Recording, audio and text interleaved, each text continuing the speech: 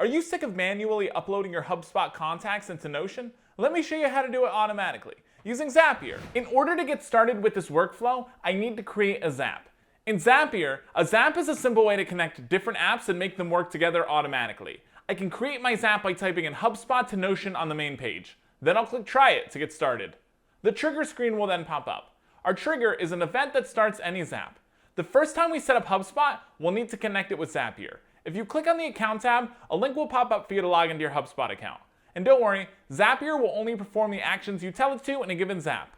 We'll then need to fill out our trigger app's data. Select any additional properties you'd like to retrieve and then click Continue.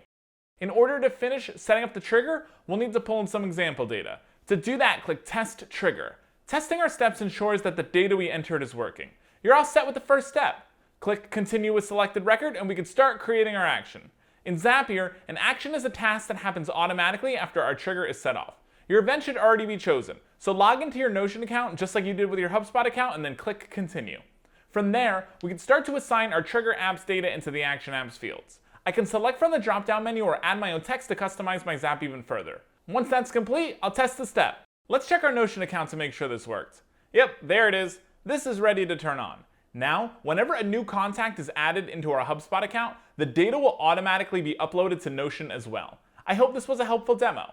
And if HubSpot and Notion aren't your thing, Zapier helps anyone connect apps and automate work. No coding required. You can sign up and start for free.